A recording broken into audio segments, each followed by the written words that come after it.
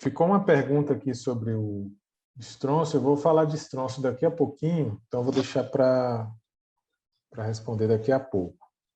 Beleza. Bom, então a gente já falou, retornando aqui, nós já falamos sobre os isótopos da água, né? De maneira geral, a gente sabe que dá para fazer esse mapeamento com de qualquer isótopo, eu diria de qualquer variável espacial, tá? Que você tenha uma tabela organizada em latitude, longitude e a sua variável alvo, né?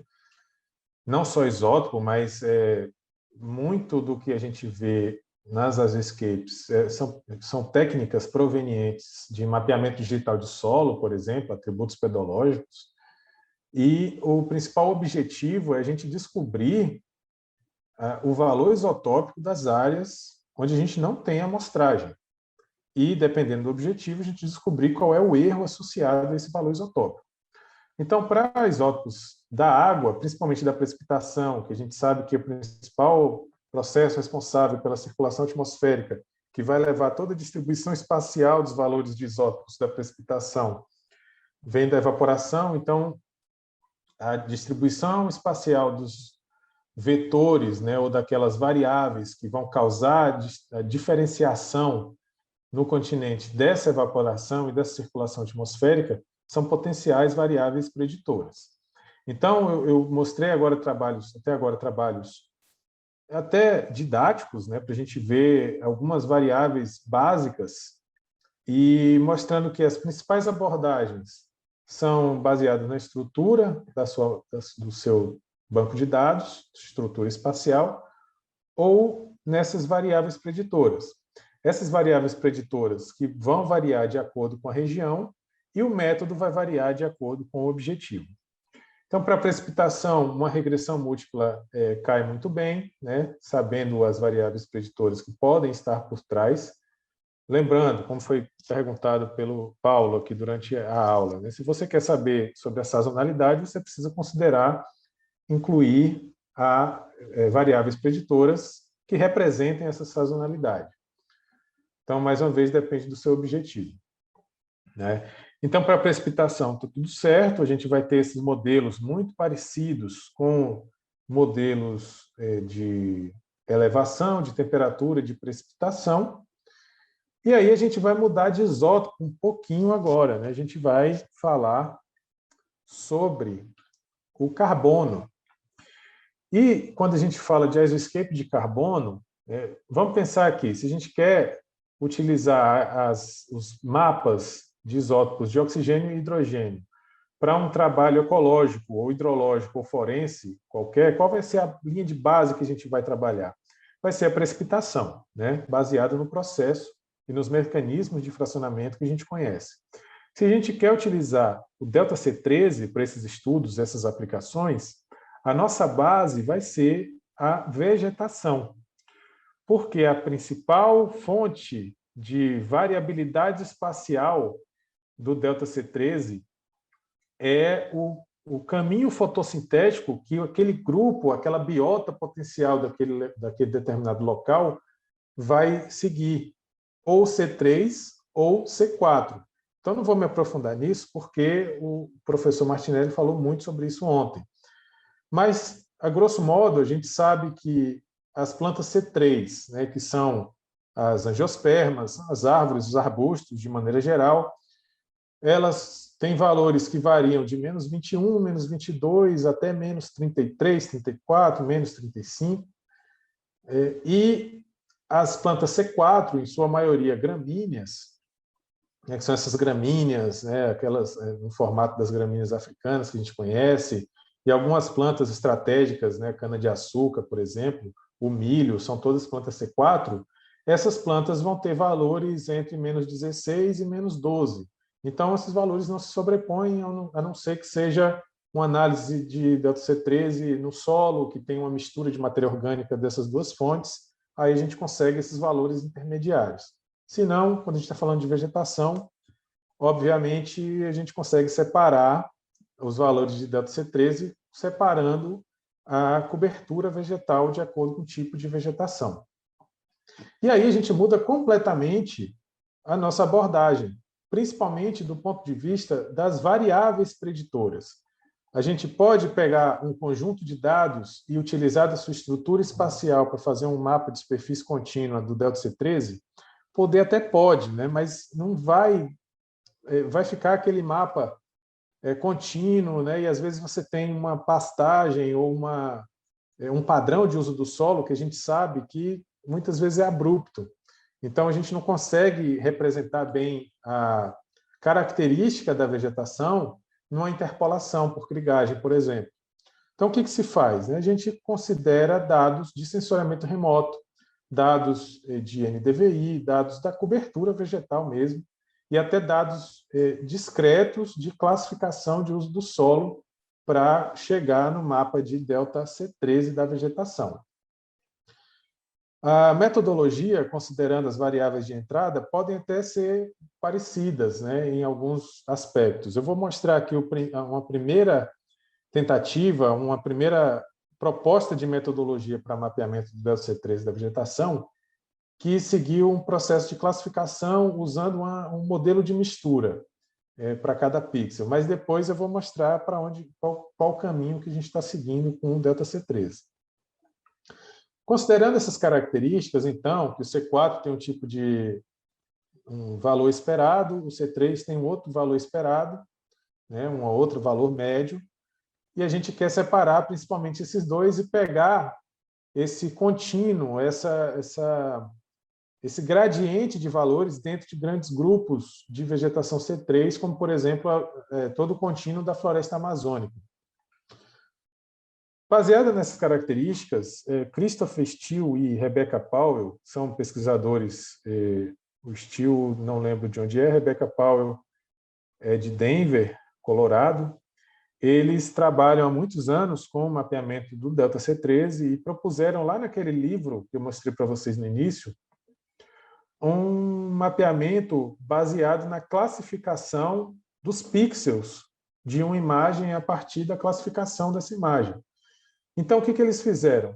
Pegaram imagens de NDVI, né, imagens da vegetação, da cobertura vegetal, e separaram em porcentagem de cobertura arbórea, porcentagem de cobertura arbustiva, porcentagem de gramíneas, porcentagem de gramíneas cultivadas, porcentagem de plantas C3 cultivadas, tudo isso classificando.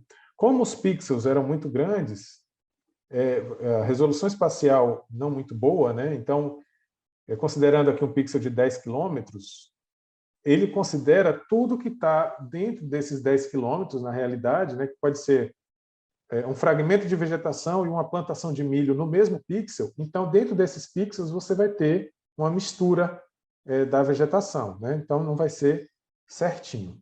O que eles fizeram, então? Primeiro, eles aplicaram uma máscara climática, falando essa área pode ter planta C4 e essa outra não. Por quê? Porque as plantas C4 se adaptaram muito bem a climas tropicais, né, e nos climas temperados e climas de deserto eles aplicaram essa máscara. Depois, eles particionaram em porcentagem de cobertura C4, particionaram porcentagem de cobertura C4 herbáceo e arbustivo C3 e C4, depois particionaram em porcentagem de cobertura C3 e atribuíram porcentagem a cada um desses pixels, né? A grosso modo, foi o que eles fizeram. E aí, um pixel que é 100% C3, eles atribuíram um valor. Para a África, eles atribuíram esse valor de menos 27. E um pixel que é 100% C4, eles atribuíram um valor de menos 12. Juntando essa atribuição de valores, eles chegaram ao primeiro modelo de ΔC13, simplesmente atribuindo valores e fazendo essa mistura dentro dos pixels. Tá?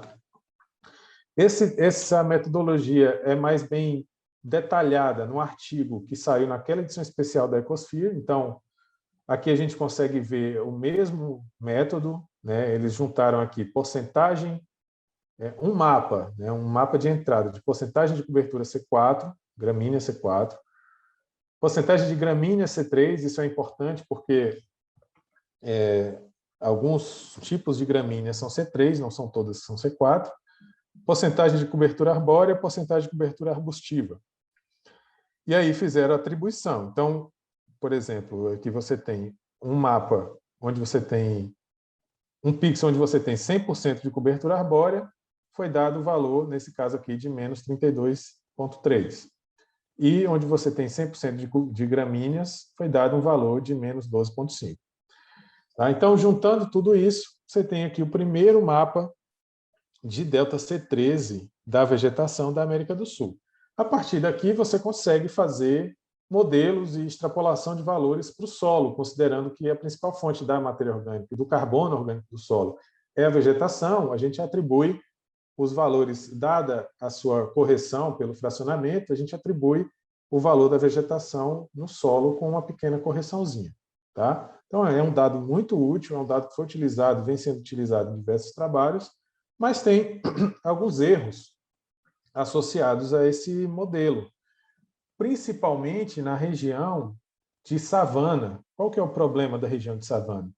As savanas são mosaicos de uso do solo e de vegetação, que é uma mistura grande de valores C4 e C3, não só antrópicos como naturais. Então, você tem muita gramínea natural, muita gramínea de pastagem, muita vegetação arbustiva, com mistura de vegetação arbórea, ou de vegetação herbácea e arbustiva, e muita vegetação arbórea, principalmente cerradão, mato de galeria. Então, tudo isso ficou, entre aspas, aqui, negligenciado nesse modelo, porque quando você faz um modelo de mistura numa área que é uma mistura só, você traz uma incerteza muito grande. Esse é o grande problema. Por quê? Ficou excelente aqui, né, a divisão entre o que é só C3, né, a área da Amazônia, do que tem aqui uma mistura, mas a incerteza desses modelos é muito grande. Tá? Bom, então, cabe aos cientistas de Azure Scripts tentar resolver esses problemas de incerteza e tentar agregar esses valores de delta C13 num contínuo que não aconteceu aqui no mapa da Power. Então, a Amazônia ficou todo um valor de menos 32,3.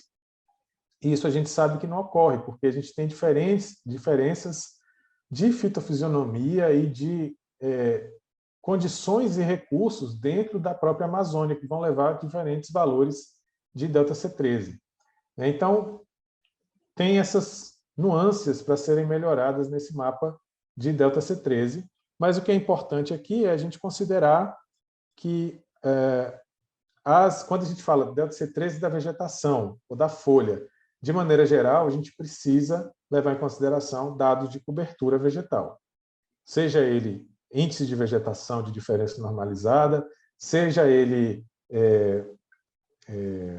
reflectância ou dados classificados de sensoriamento remoto. A gente precisa considerar a cobertura vegetal. A não ser que você queira, por exemplo, fazer um mapa da folha de uma espécie específica. Então, nesse caso aqui, foram mapeados delta C13 de pinos nos Estados Unidos, ou eu esqueci o nome, acho que é carvalho, não, esqueci o nome dessa árvore, mas enfim. E eles utilizaram aqui uma análise de regressão e interpolação... Carvalho, sim. Carvalho, né? Obrigado, Cristina. Esse aqui é um escape, então, de Carvalho, que delta C13, utilizando uma regressão linear com vapor d'água, porque tem toda a questão da fisiologia vegetal, a abertura e fechamento do estômago, que está relacionado com o vapor d'água, esse delta C13, mas também fizeram com outros isótopos, isso para você juntar esses dados e ver a origem do carvalho nos Estados Unidos, fizeram aqui para ver o padrão espacial e interpolação pelo inverso da distância. Então, se você quer uma espécie específica, você utiliza esses mecanismos e você consegue fazer uma generalização. Se você quer de toda a vegetação, você precisa tomar esses cuidados em relação ao mosaico de vegetação que você está demonstrando. Tá? Até porque aqui a gente sabe, isso vai muito do leitor também, aqui, embora seja um trabalho sobre carvalhos, a gente sabe que não tem carvalho em todos os pixels dessa imagem, né? Então, é interpretação. O carvalho que está dentro dessa área azul vai ter um valor mais negativo, dentro dessa área vermelha vai ter um valor mais positivo. É isso que a gente precisa compreender, né? Quando é toda a superfície da vegetação, aí fica mais complicado. Então, aquele dado da Rebecca Powell, ela lançou no mini curso do Special lá em 2018, junto com o Steele, Christopher Steele, eles lançaram um protótipo de um pacote no R para fazer o mapeamento do Delta C13 utilizando aquela abordagem, né, de juntar as porcentagens de cobertura gramínea e arbustiva e arbórea e atribuir valores.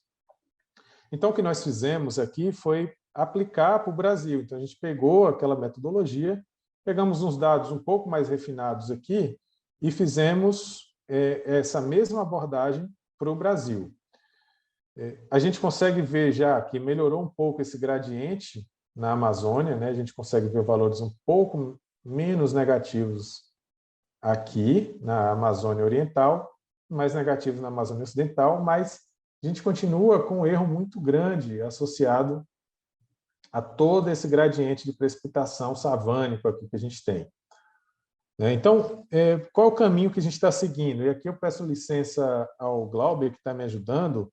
Eu não vou falar nada além disso, mas só para animar aqui, para demonstrar que já está sendo trabalhado, o Glauber está fazendo um trabalho fantástico, com o refinamento dessas isoscapes para diminuir as incertezas que nós temos aqui no Cerrado.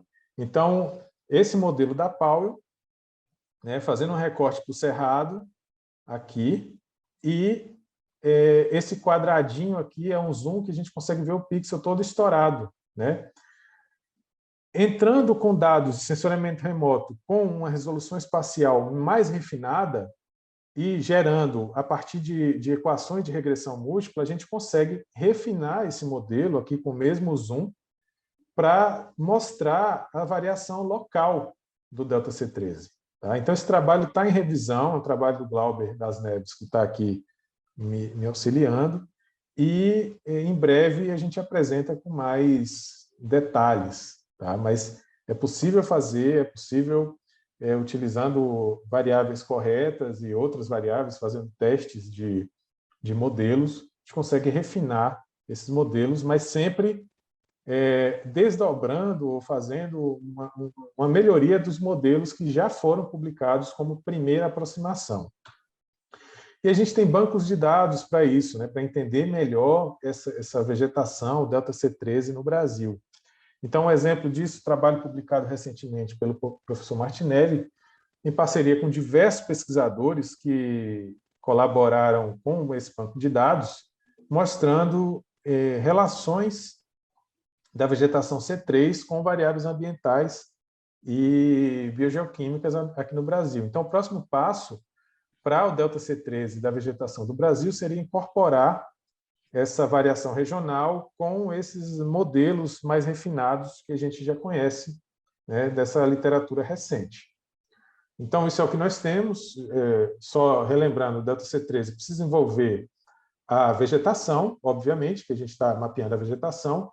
Então, o delta C13 não vejo como muito adequado, a não ser que você queira mapear uma espécie específica, eu não vejo como muito adequado você fazer uma interpolação direta utilizando a estrutura espacial do banco de dados, mas sim fazer um modelo baseado em processos utilizando dados da cobertura vegetal. E, a partir daí, você consegue atribuir valores para o solo também, né? E aí, é uma boa base de dados para vários tipos de trabalho forense e ecológico. Bom, caminhando aqui, deixa eu usar minha então... prerrogativa aqui de host, João, para te fazer uma perguntinha sobre Claro. o lado daquele teu pixel no terreno, que tamanho tinha aquele teu pixel ali, aliás, do Glauber, né? Esse aqui do Glauber tem 1 quilômetro. 1 quilômetro. Isso. Tá legal, só fiquei curiosa. A gente espera que o trabalho saia aí em breve, esse ano, no início do ano que vem, aí vai ficar disponível para todo mundo. Bacana, parabéns. Obrigado. Obrigado, Glauber, pela contribuição. Bom, e aí, pessoal, a gente está numa certa zona de conforto até aqui. Eu sei que já é complexo o suficiente falar de hidrogênio e oxigênio e carbono, mas quando a gente fala desses três isótopos, a gente está falando de processos bem definidos, que a gente consegue delimitar as variáveis preditoras numa grande escala espacial e temporal de forma mais prática, ou seja, a gente sabe que o principal processo que leva à distribuição espacial dos isótopos da precipitação é a evaporação, né? E tudo aquilo que está envolvido com a variabilidade do clima vai levar à variabilidade sazonal dos isótopos da precipitação, consequentemente, dos rios e dos aquíferos, claro, considerando as características hidrológicas de cada local. No caso do ΔC13, a gente viu que é basicamente o caminho fotossintético que vai levar à distribuição principal. Não estou entrando nos detalhes de abertura e fechamento do estômago, de fisiologia da planta, mas, a grosso modo, nós temos esses dois grandes grupos, C3 e C4, que a gente consegue mapear com uma certa, assim, eu não diria facilidade, porque também é muito complexo, né? Mas com uma certa certeza de quais são os mecanismos envolvidos, e a gente chega no ΔN15, ΔN15 do solo e da vegetação. O problema do ΔN15 é que o ciclo do nitrogênio envolve muitas formas de nitrogênio reativo, e cada transformação do nitrogênio reativo no solo, ou na deposição, ou nas perdas gasosas do solo para a atmosfera, ou no uso do nitrogênio pelas plantas, tudo isso vai levar a um fracionamento isotópico. Então, é mais complexo tratar do ΔN15 do solo, mas a gente consegue também fazer generalizações. E aí, como eu falei, as primeiras aproximações do mapeamento do ΔN15 do solo foram feitas lá em 2003, pelo Amundsen e colaboradores, e, recentemente, tem uma tentativa de sistematizar o banco de dados de ΔN15 do solo e da vegetação pelo Joseph Crane e vários colaboradores que alimentaram esse banco de dados, para a vegetação em 2009, aqui que é esse trabalho da esquerda, e para o solo em 2015, esse trabalho da direita, né, e esse trabalho da esquerda aqui para o solo. Então, eles compilaram um monte de dados ao redor do planeta, fizeram boas generalizações aqui para demonstrar que o seguinte: variáveis climáticas têm influência indireta na distribuição espacial do ΔN15 do solo. E por quê? Porque tem influência direta nessas variáveis do próprio solo, né? O teor de argila, o carbono do solo e a profundidade do solo, que, por sua vez, vão ter influência direta, alguns negativos, alguns positivos, no ΔN15 do solo. Existem explicações mecanísticas claras aqui dessa distribuição espacial. A primeira aproximação feita lá em 2003, ela foi muito bem sucedida quando conseguiu demonstrar uma distribuição espacial global, mas ela tem problemas no alcance dos valores mapeados. Então, aqui, o mapa de Amundsen chega com ΔN15 do solo até 10 por mil, sendo que aqui no Nordeste brasileiro nós já detectamos aqui valores até 17 por mil. Então, a diferença, quer dizer, 17 por mil que eu saiba, né? Não sei se alguém já achou alguma coisa maior, mas no meu doutorado tem pontos lá com valor de 17 por mil. Então, é muito distante, embora esses maiores valores realmente estejam nas áreas xéricas, desérticas, né, do planeta, que já é o esperado pela característica da ciclagem do próprio nitrogênio. Tem muitas perdas gasosas, e essas perdas gasosas deixam o solo mais enriquecido em N15. Esse modelo mostrou a distribuição, mas não pegou uma boa amplitude e utilizou poucos dados. Então, ele tem um mérito de conseguir fazer um modelo útil, numa escala global com poucas amostras. Tá? Então, fizeram aqui, ó, o modelo mais utilizado é esse segundo aqui para 50 centímetros, ou desculpa, é o terceiro aqui para 50 centímetros de solo, com intercepto 4,32, usando só temperatura e precipitação. Por quê? Porque são dados disponíveis em formato espacial, então dá para inserir no modelo. Chegaram no R quadrado de zero, coeficiente de determinação aqui, né, de 0,39, com um N de 29.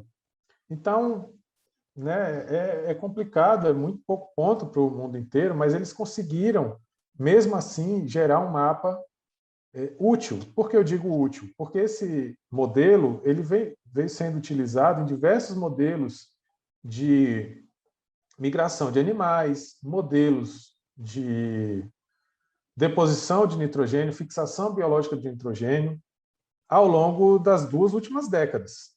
Tá? Então, nós temos, até 2015, esse mapa sendo utilizado, com base numa regressão múltipla, com duas variáveis de entrada, regressão linear múltipla, e em 2015 a gente teve essa compilação de Joseph Crane. O problema dessa compilação é que a gente ficou com um grande vazio amostral aqui no meio do cerrado. Nessas áreas, e isso a gente já conseguiu comprovar, nessas áreas de savana do mundo inteiro, ao longo dessas 2 últimas décadas, foi totalmente subrepresentadas em modelos espaciais de delta N15, que acarretou diversas modelagens do ciclo do nitrogênio com um erro muito grande associado a esses locais de savana, no mundo inteiro. Então, o que a gente precisava fazer para fazer um modelo mais útil de delta N15 do solo, né? Coletar.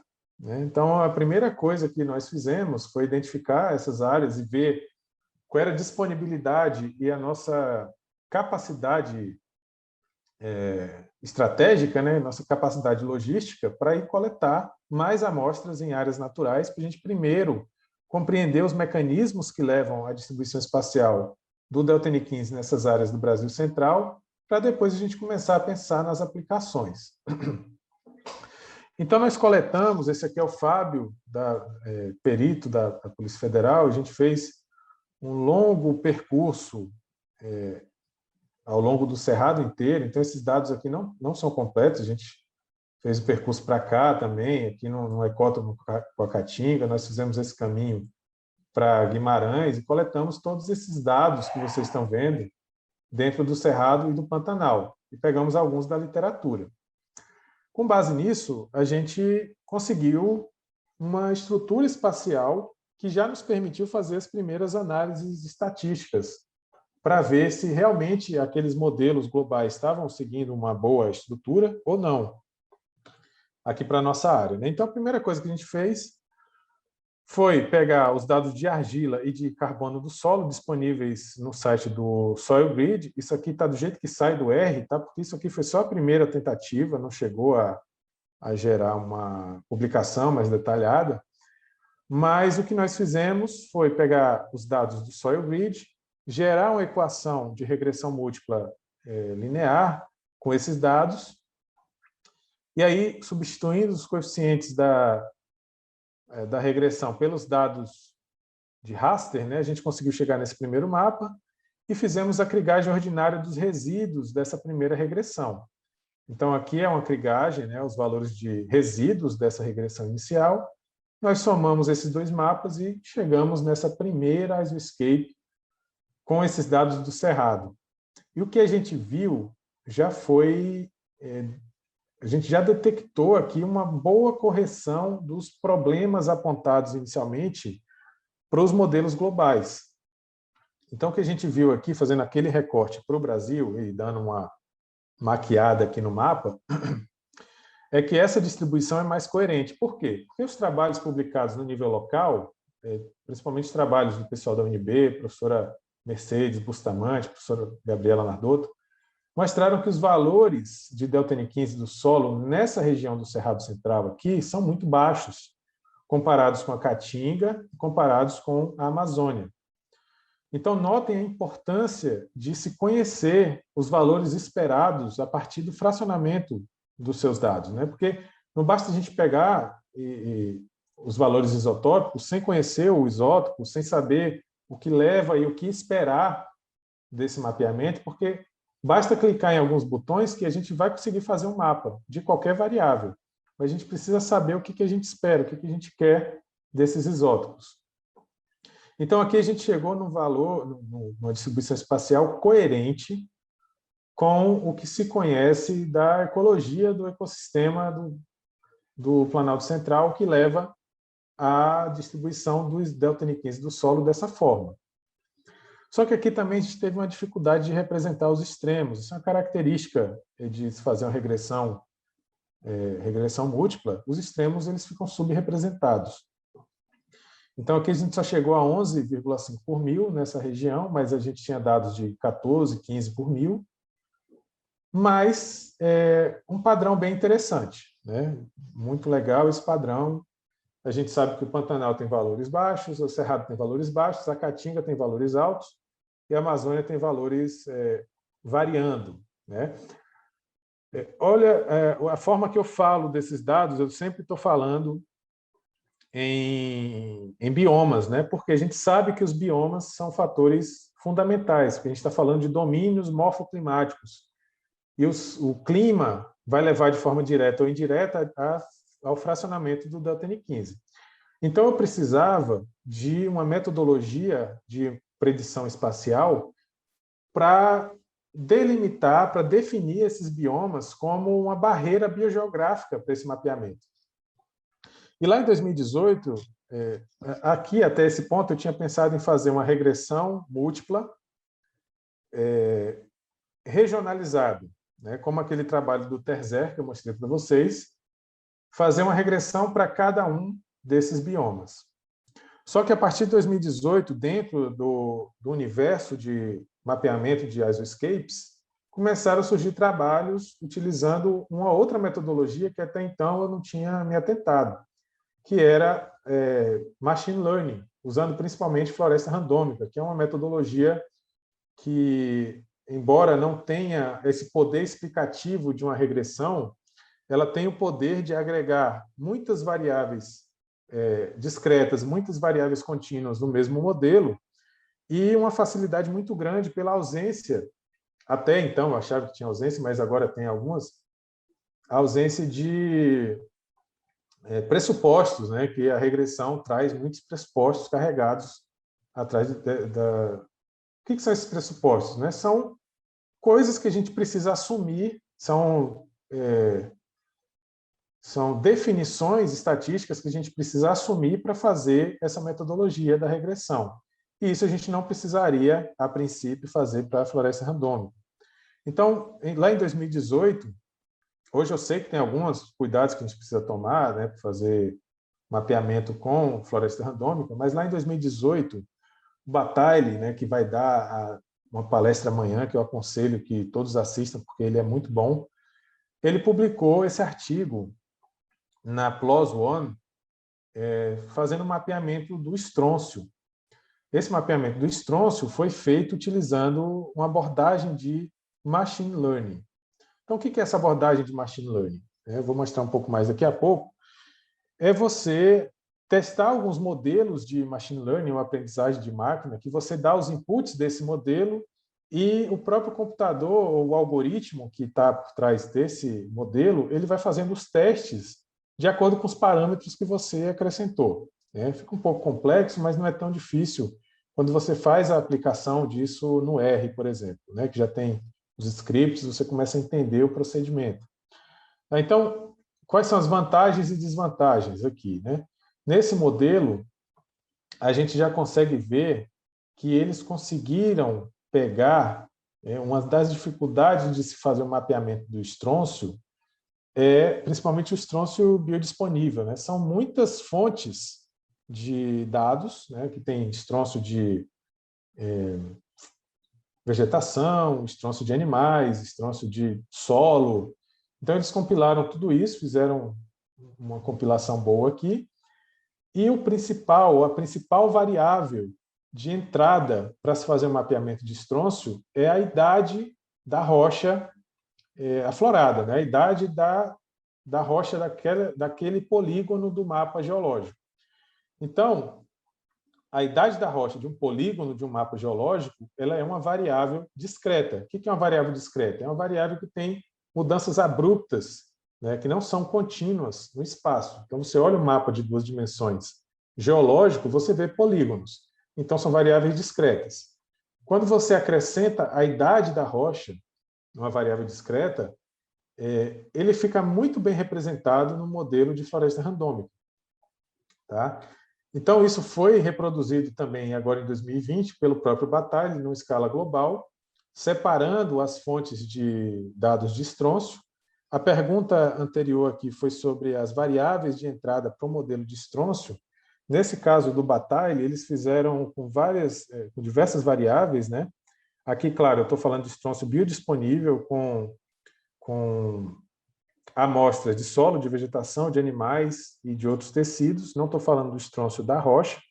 Aí eu acredito, e as pessoas que entendem mais de estrôncio que estão assistindo podem me corrigir, que a principal variável de entrada vai ser justamente a idade, que você já conhece, né? Você já tem esses dados secundários da idade daquelas rochas. Você usa o estrôncio para a razão do estrôncio para você descobrir a idade da rocha, mas você também usa a idade da rocha para fazer o mapeamento do estrôncio. E aí, eles utilizaram outras variáveis. Então, utilizaram índice de aridez, potencial de evapotranspiração, pH do solo, precipitação, elevação, tudo isso espacialmente explícito, rodaram o modelo de floresta randômica e geraram mapas de estrôncio, né, global. Por que eu estou falando isso? O meu objetivo aqui não é falar de estrôncio, tá? O meu objetivo nessa parte é falar do delta N15. É porque, numa conversa com o próprio Bataille e numa tentativa de acrescentar os biomas, que são variáveis discretas, no meu modelo de delta N15, veio essa ideia de usar um modelo de floresta randômica, né, utilizando essas variáveis preditoras. E a partir daí a gente começa a ver, né, muitas azulescapes, a partir dessas de estrôncio, muitas azulescapes surgindo utilizando a metodologia de floresta randômica. Só um minutinho.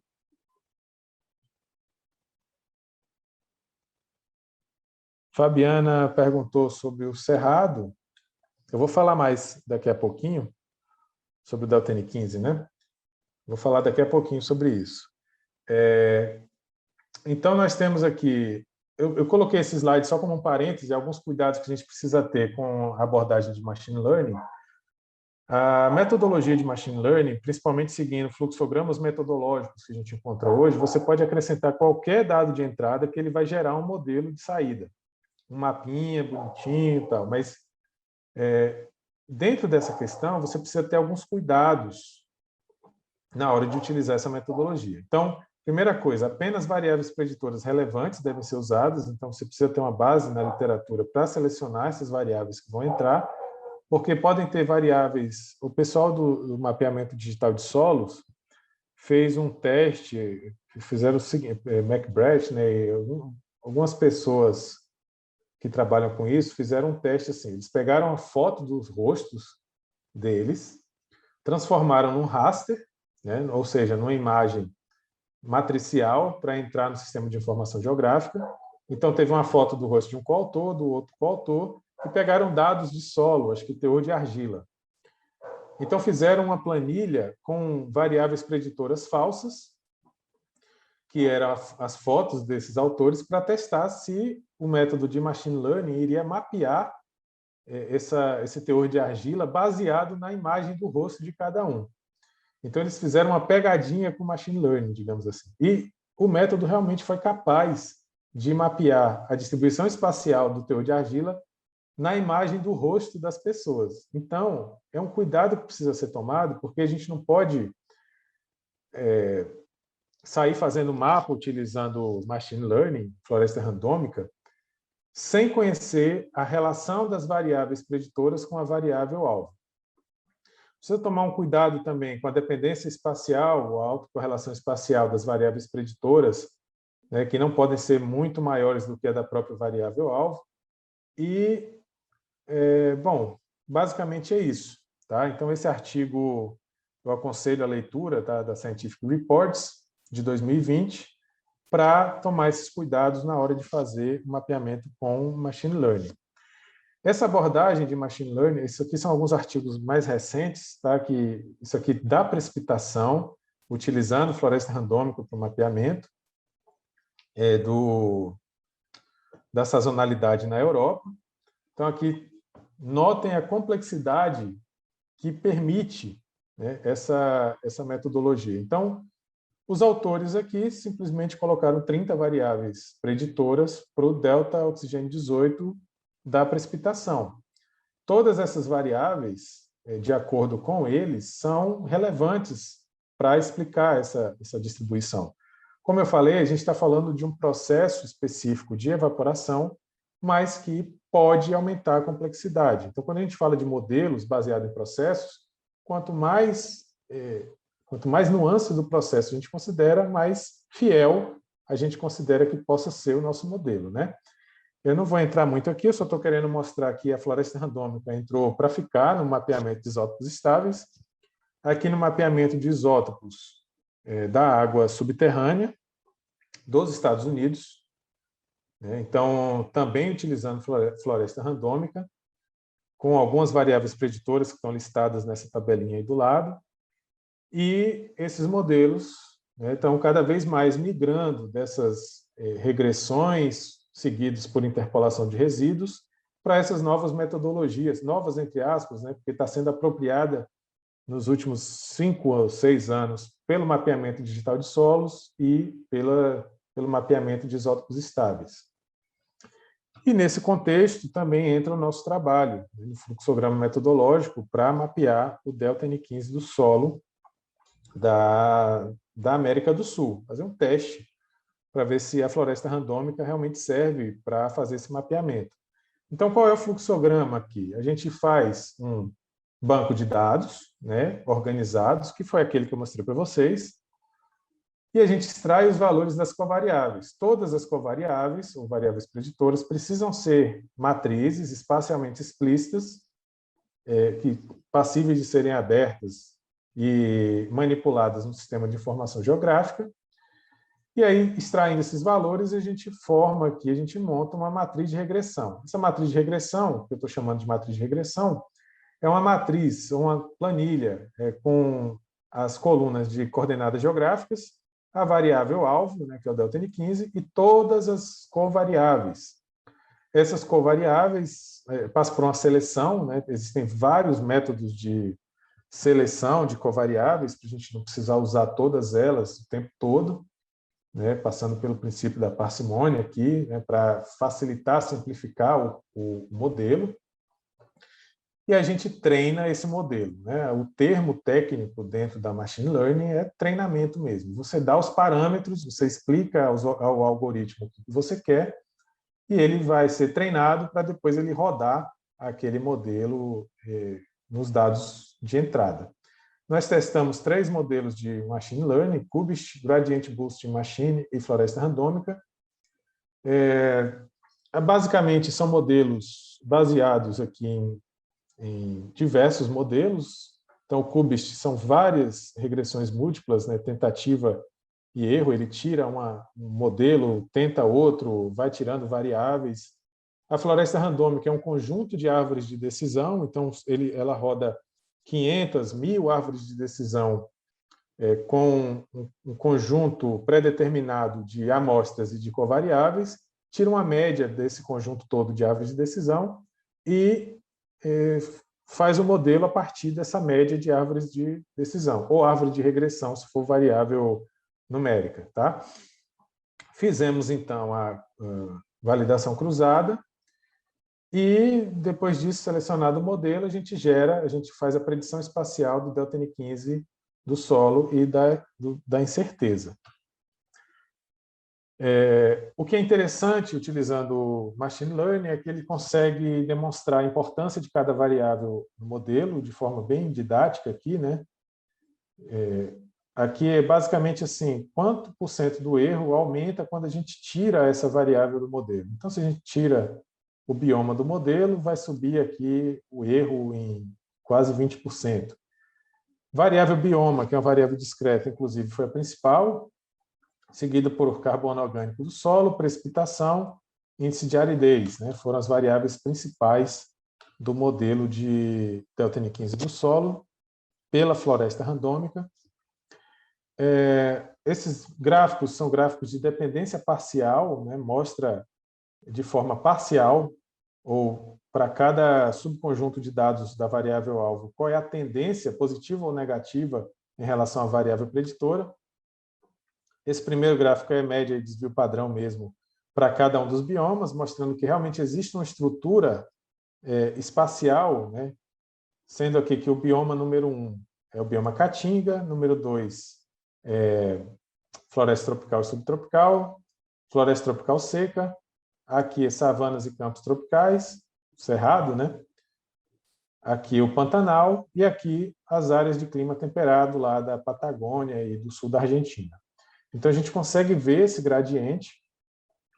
E o que foi mais interessante aqui desse modelo é que ele conseguiu captar relações não lineares diferentes das relações lineares que ocorreram no nível global. Então, fazendo um exercício de abstração aqui, lá no nível global, o que os trabalhos estavam mostrando para a gente? Que o delta N15 do solo ele tem uma relação negativa com a precipitação. Essa tendência negativa apareceu aqui, né? Então, o que isso aqui está mostrando? Que, de maneira geral, o delta N15 diminui conforme aumenta a precipitação. Isso aqui é puxado, obviamente, pelos altíssimos valores de delta N15 na Caatinga e o gradiente de diminuição do delta N15 da Amazônia Oriental para a Amazônia Ocidental, por motivos biogeoquímicos que eu vou falar daqui a pouco. Só que, nesse meio termo aqui de precipitação de 1.000 a 1.800 milímetros, mais ou menos, isso aqui sempre foi negligenciado pela amostragem global. O que é isso, esse intervalo de precipitação? É o intervalo proveniente do cerrado, né, da precipitação das savanas. E aqui a gente vê um padrão positivo. Por que isso acontece? Bom, aqui dentro do cerrado a gente tem valores muito baixos de delta N15 que aumentam conforme a gente vai para a Amazônia, né, por causa do sistema de ciclagem de nitrogênio da Amazônia, que aumenta o delta N15, e aumenta conforme a gente vai para a Caatinga, que também aumenta o delta N15. Então, esse padrão em U, digamos assim, ele é um padrão que era esperado, um padrão não linear com a precipitação e o índice de aridez. Então, esses gráficos de dependência parcial provenientes da floresta randômica permitem que a gente enxergue relações não lineares com as variáveis preditoras. Tá, então, aqui a gente fez o teste dos resíduos, né? Os resíduos não apresentaram autocorrelação espacial. Coeficiente de correlação, depois de rodar 20 modelos aleatórios para ver onde tem maior erro, onde tem o menor erro. Então, os maiores erros apresentados aqui nessas áreas com menos amostragem, né, que a gente já esperava. E essa acabou sendo a nossa ISO-escape apresentada, né? Uma proposta de ISO-escape de delta N15 do solo, depois de toda essa novela de escolha da metodologia, baseado numa pesquisa mais refinada da literatura, né? Quais eram os métodos e como acrescentar os dados discretos de biomas nessa modelagem.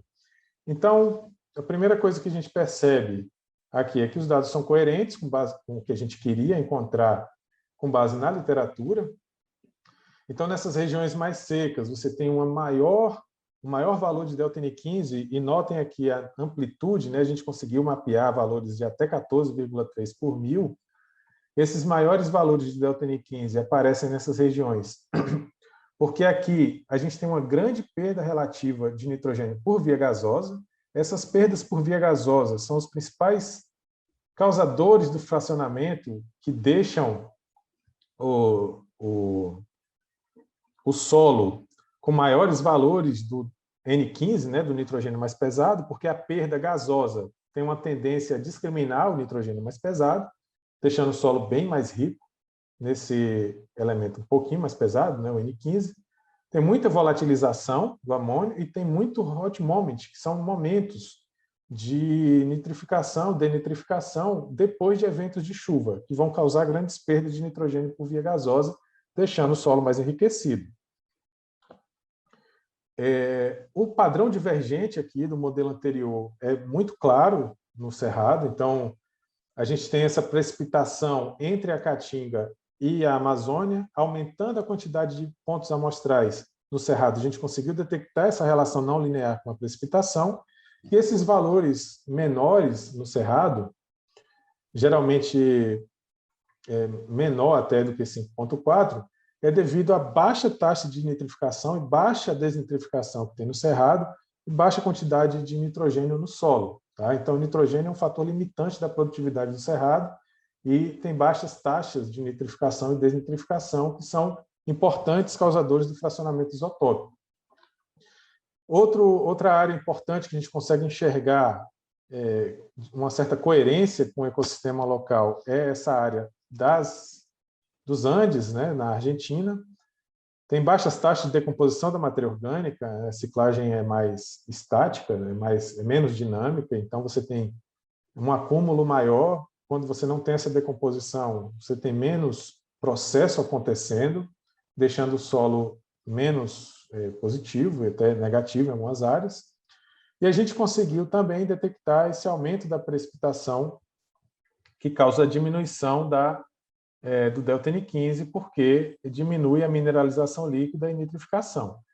Pouco oxigênio no solo com alta umidade também vai levar a esses valores menores do delta N15, e você tem uma maior quantidade de perda por lixiviação com baixo fracionamento isotópico em algumas áreas específicas, tá? Com muita precipitação em comparação com essa área da Amazônia Oriental. Então, são explicações que a gente desdobra lá no artigo, não vou ficar falando muito disso aqui, tem todo o desdobramento e explicação mecanística e ecológica dessa distribuição, mas o importante é a gente saber que essa distribuição espacial era o que a gente realmente queria demonstrar. E a floresta randômica conseguiu, depois de um refinado trabalho para escolher as variáveis de entrada, conseguiu trazer essa questão.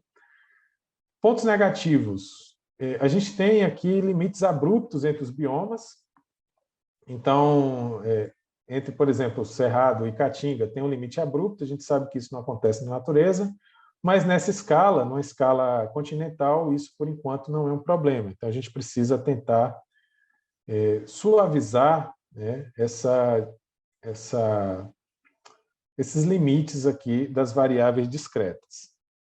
Coisa que não é problema no mapeamento do estrôncio, porque, realmente, quando você muda a formação geológica, se mudou a idade, vai mudar a assinatura do estrôncio daquela unidade. Então, realmente, o limite vai ser abrupto. E aqui não, aqui a gente precisa de um limite mais contínuo, porque a gente está falando do solo, né, da N15 do solo, que, numa escala continental, a gente esperava que fosse um pouco mais contínuo.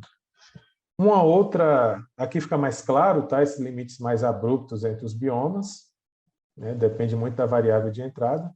Mas uma vantagem desse modelo com floresta randômica foi a capacidade de alcançar uma grande amplitude de valores de delta N15.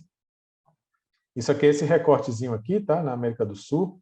Comparando, esse B é o modelo de Amundsen de 2003, com a mesma escala desse A, e o C é o modelo de Amundsen de 2003 com a escala do histograma que aparece nesse recorte. Então, notem a quantidade de detalhes que a gente conseguiu extrair aqui, comparando com os modelos anteriores. Não menosprezando, porque são modelos muito úteis, que são usados no nível global até hoje, mas a gente precisa refinar esse mapeamento em escala global para conseguir chegar nessas nuances regionais para aumentar a aplicabilidade das isoscapes.